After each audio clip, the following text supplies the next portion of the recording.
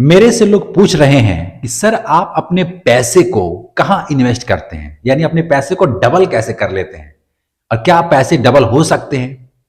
मैं कहता हूं कि देखो, कोई स्कीम नहीं है, कोई नियम नहीं है और कोई ऐसा खजाना नहीं है कि जहां पे आप पैसे लगाओगे तो पैसा डबल हो जाएगा। सही तरीका मैं अपने पैसे को कैसे इन्वेस्ट करता हूं। अब डबल भी एक वर्ड ऐसा है ना कि लोगों को अजीब लगता है, कॉमेडी टाइप लगता है। वो मूवी का डायलॉग क्या जाता है कि पैसा डबल ही होगा, है ना। तो आपको मैं कोई लॉलीपॉप देने वाला नहीं हूं कि भैया ऐसे चुटकी में हो जाएगा। सही तरीका मैं आपको बता रहा हूं कि मैं अपने पैसे को इन्वेस्ट कहां करता हूं और कैसे करना चाहिए। अपने अनुभव के हिसाब से आपको समझा रहा हूं और मर्जी करेगा, अगर मैं देखो मर्जी आपकी है, मैं ये नहीं कहूंगा कि मेरे कहने से आप ये करो वो करो। समझिएगा कि क्या ऐसा करना सही है और मेरे लिए तो सही है तो मैं करता हूं और मेरे लिए सुरक्षित भी है। मैं इस बात को अच्छे तरीके से समझ चुका हूं कि ये काम जो है ना मुझे घाटा देने वाला नहीं है। ये मेरे दिमाग में बहुत अच्छे तरीके से बैठ चुका है। जो चैनल पे नए हैं आरके टूल, सब्सक्राइब कर लीजिएगा और वीडियोज को भी लाइक अवश्य कीजिएगा। जो बता रहा हूं गौर से सुनिए। देखिए, पैसा मैं कहां इन्वेस्ट करता हूं। जब मेरे पास 50,000 रुपए थे, कितना, 50,000, तो मैंने सोचा यार इस पैसे को मुझे बढ़ाना है, मतलब कि 2 गुना 3 गुना करना है, तो मैं इसको कहां इन्वेस्ट करूं। उस समय मैं इतना ज्यादा दिमाग नहीं था, उतना बुद्धि नहीं थी। मैं डीटीएच रिपेयर का काम करता था। जो डिश एंटीना होता है ना, उसका मैं रिपेयर का काम करता था। और देखो, मैं कहता हूं कि मेरे हाथों में एक हुनर था। आपके यदि हाथों में कोई हुनर है, कोई कारीगरी है, तो आप अपने पैसे को डबल ट्रिपल भी कर सकते हो। लेकिन यदि कोई कारीगरी नहीं है, कोई हुनर नहीं है, तो फिर आपको दिमाग लगाना पड़ेगा कि यार हम इस पैसे को किसको दें, किस बैंक में जमा करें, कौन से एफडी कराएं। मेरा मानना है कि बैंक में जमा करते हो तो 3 से 4% सेविंग अकाउंट में आपको ब्याज मिलता है साल का।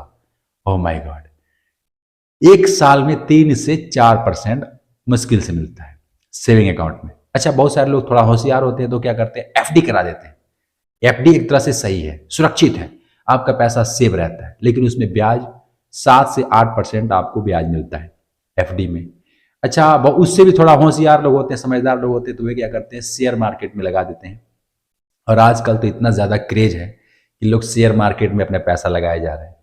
मैं कहता हूं कि वो सही है, अपने जगह पे होगा। अगर मुझे नॉलेज नहीं है और मैं उसको सीखना भी नहीं चाहता हूं, तो तब मैं अपने पैसे को कहां इन्वेस्ट करूं, क्योंकि शेयर मार्केट में मुझे नॉलेज नहीं है।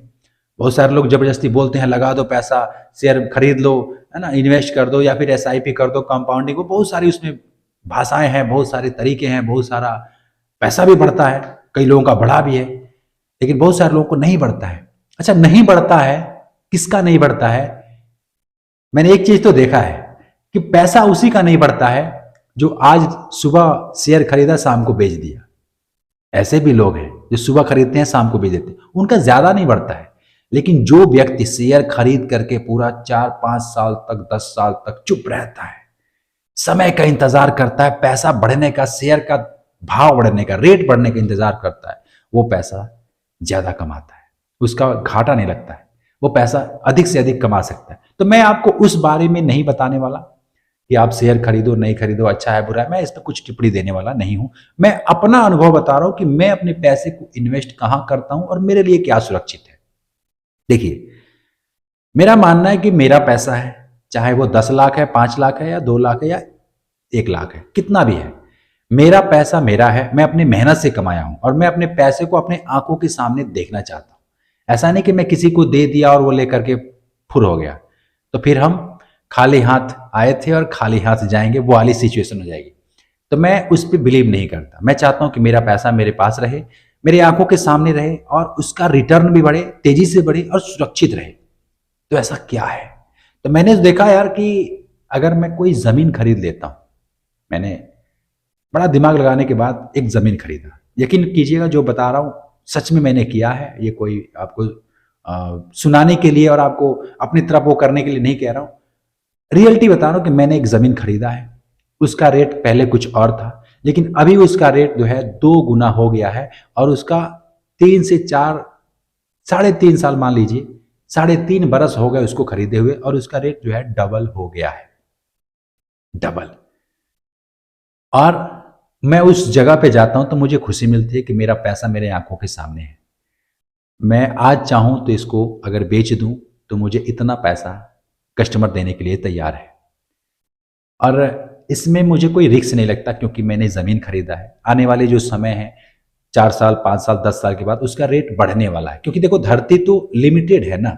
भगवान ने जिसने भी धरती बनाया है, भगवान बोले या जो भी बोले आप, जिसने भी इस धरती को बनाया वो तो लिमिटेड है। धरती तो बढ़ नहीं रही है, तो जितना है उसमें ही बंटवारा बंटवारा बंटवारा बंटवारा हो रहा है और उसी का रेट बढ़ रहा है।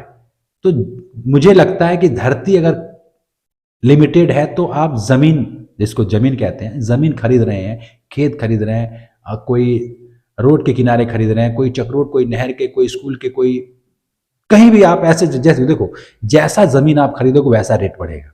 अब ये भी नहीं है कि सारे जमीन का रेट एक जैसा होता है।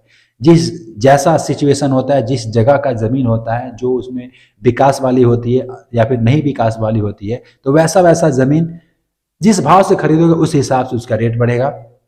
और वो डिपेंड करता है कि जमीन किस जगह पे है, उसका भविष्य आने वाले समय में क्या होगा क्या नहीं होगा। कई कई ऐसा होता है कि आदमी ऐसे ही खरीद लेता है प्लॉट और वहां पे कोई हाईवे निकल जाता है तो फिर उसका कीमत कुछ और हो जाता है।